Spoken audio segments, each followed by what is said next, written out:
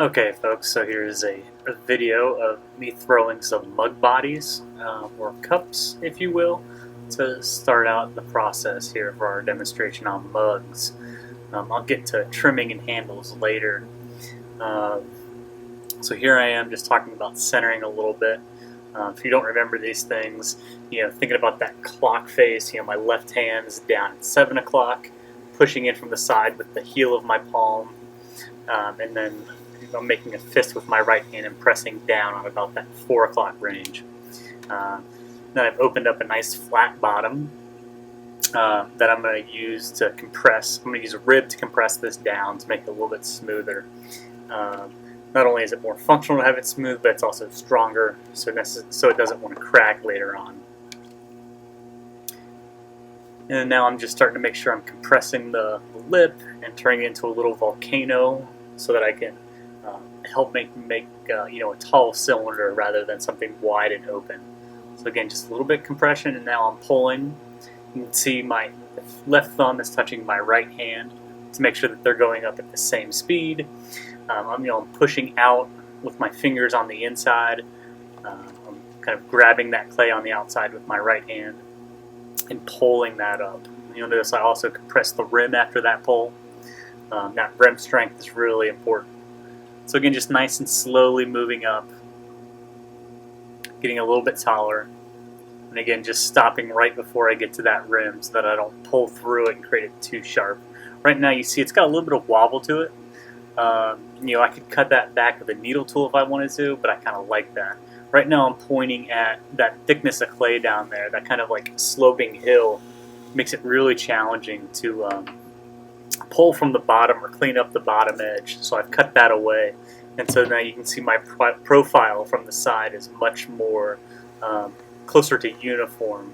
And now I'm just using the straight edge of a rib to try and clean this up, kind of straighten it out, get rid of those throwing lines, and I'm also getting that watery slip off the surface so that it's easier to pick up or manipulate, and then it'll also help to dry out. If you leave that wet, slippy, watery stuff on the surface, it's going to end up taking a while to dry off. And so again, I've got a little undulation in the rim. I could cut that back if I want to. Maybe for demonstration purposes I should have, but for that sort of thing it doesn't really bother me. And you notice there I flared the rim out a little bit. If you think about a rim flaring out, it's going to make much easier to be able to drink from, whereas if it's flaring in, it could make it difficult.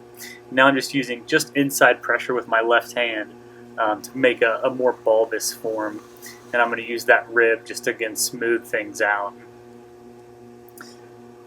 and make that transition a little bit more uniform. Now I'm going to come back with my wooden knife again. Before I do that, I'm going to take all the water out of the inside. It's really important to do that. I'm almost finished here, and if I leave water in there, it's going to tend to make that want to crack, and crack is whack. So before I use my wire tool, I'm going to use my wooden knife to just create a little bit of a ledge under there. One that's going to create a nice shadow later, as we can already start to see, but it's also going to help be a guide for my wire tool. Before I cut this off, I've grabbed an old t-shirt that I'm using as a towel to wipe my hands clean, because dry hands are going to make it much easier to pick up. And you notice with this one I just cut through the bottom. At this point I don't think I've noticed. So my bottom's too thin.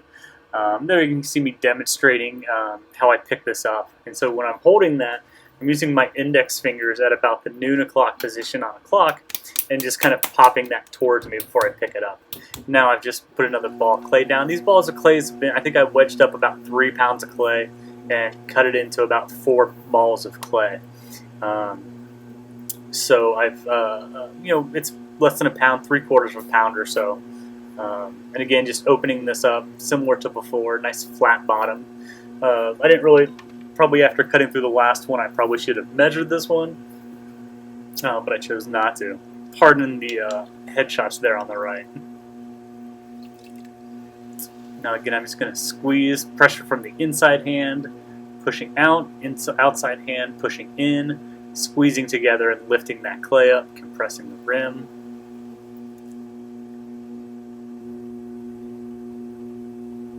Again, we can see those throwing lines, we can see a nice even distance in between them. So means our pulling is going up evenly. Again, little shakiness in the rim. I don't worry about that too much.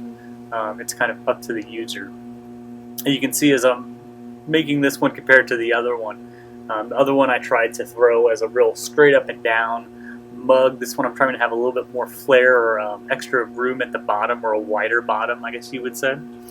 And so I don't need to worry about cutting away the clay like I did on the last one. Now I'm using that rib to really push that clay from the inside onto the rib to really start creating some form to it. And now I can bring in a red rib if I want to really smooth this out, get a really nice soft outside.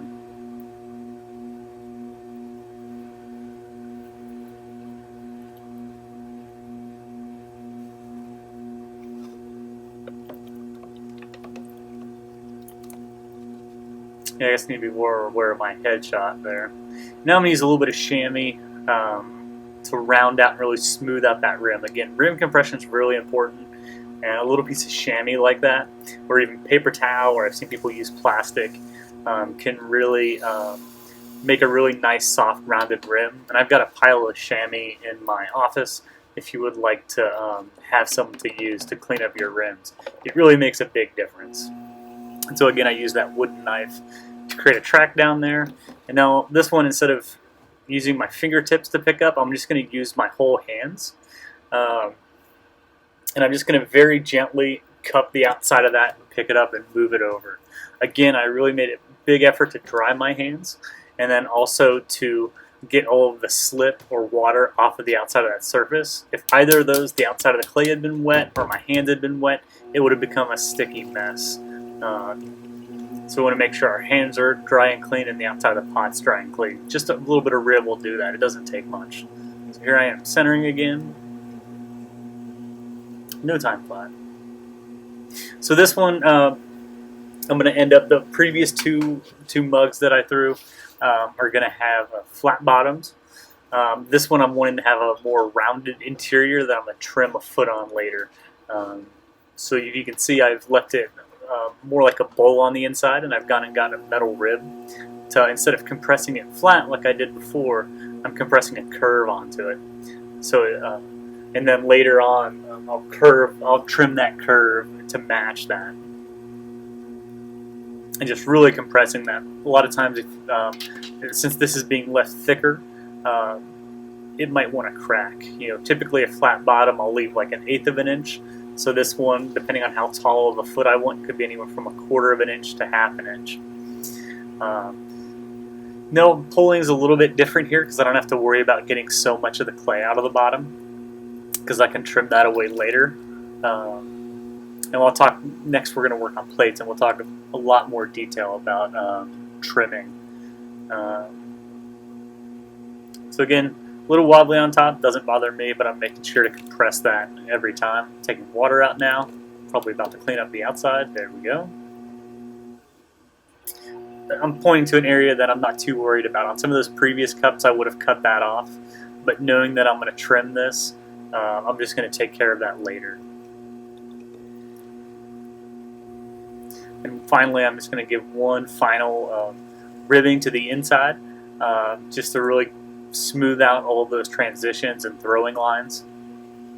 And you can see my left hand balancing my right hand, so it doesn't go cattywampus on this situation.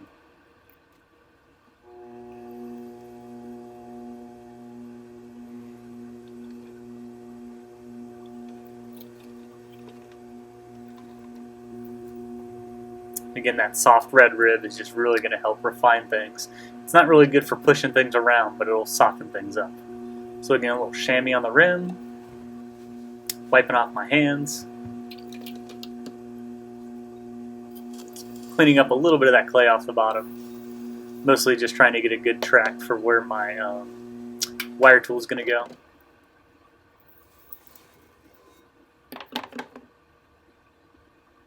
Easy does it.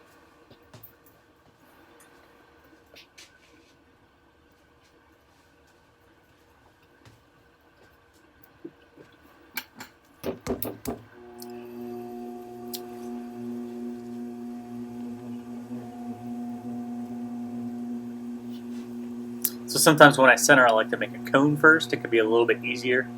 And you also notice when I sat down, when I first put that clay on the wheel, I made sure it was balled up first. Sometimes if you cut your clay into like little cubes, it can be really difficult to try and put a cube on a spinning wheel and turn it into a round object. So I want to be really, really thoughtful with round objects, ball shape. It's going to be much easier to center. And again, I'm trying to pull up kind of a conical shape or a volcano, an inward point.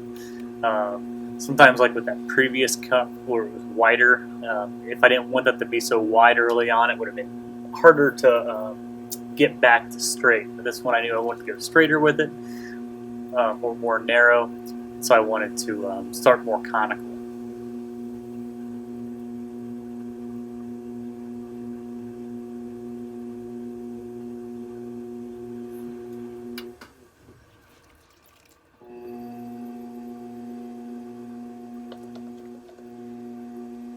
Again, getting rid of all that extra clay at the bottom. This one's not going to get trimmed. All that clay is just kind of in the way. We don't want a real heavy, thick bottom.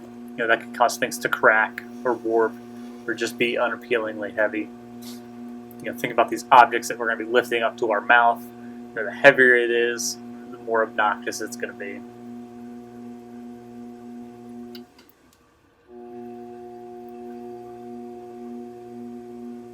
A little compression.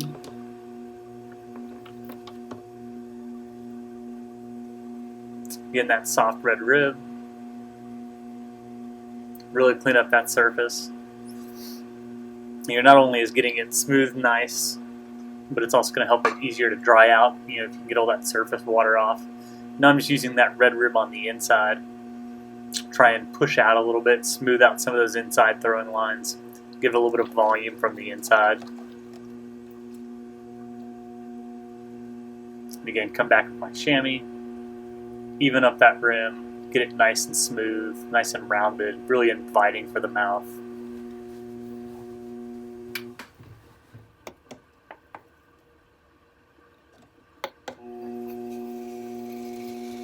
Myself the wire channel.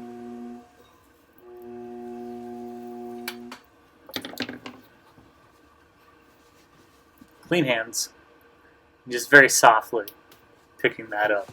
Remember, it's a lot like Mighty Ducks and passing eggs. Soft hands. I'm going to try and find a clip for that, see if I can put it on Blackboard. So get excited for you folks who haven't seen the first Mighty Ducks movie. Here we start our last one. I believe this is going to be one that I trim as well.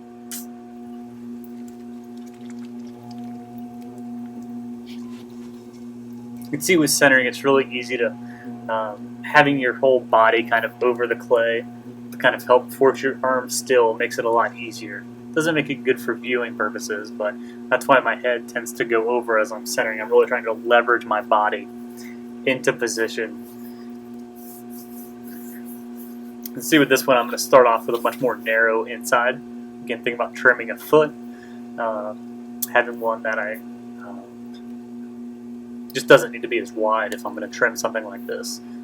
Think more of kind of like a trimmed teacup kind of thing, or what they call in ceramics a yunomi, or even maybe a yunomi if you want to get real serious about it. And so that pull there, what I'm showing right now is, instead of doing pressure with my left and right hand, all of my pressure was just coming from my left hand. I was pinching with my thumb on the outside and my index finger on the inside. So all of my pressure was coming from there, and now I'm kind of pulling with my right hand again on the outside. And what I'm pointing to there is that I left the bottom really thick, because again, I want to kind of trim this, trim a foot out of it to change the shape. We'll see more about that in an upcoming video. Now I'm just going to smooth all that out. Maybe you like throwing lines, maybe you like it smooth. Throwing lines can be really interesting, but again, sometimes if you can put those in after you've ripped away all that extra moisture, that can be a good thing. Because again, I want to be able to pick this up. I want to be able to trim this or finish it as quick as possible, and not having any water on the inside, the outside, or on any of the surface of it is going to really help for that. I've lost something at this point. What's it going to be?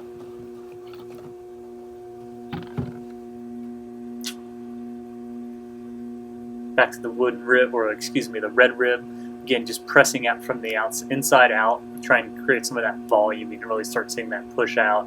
That's just really soft pressure from the inside. And I could just do that with my fingers as well if I wanted a little bit more uniform or less uniformity to it. But using the rib gives it a nice uniformity. Now I'm just going to use the curved end of this wooden rib, just kind of walk some diagonal lines through the side of this cup, just kind of to break up some of the symmetry of it.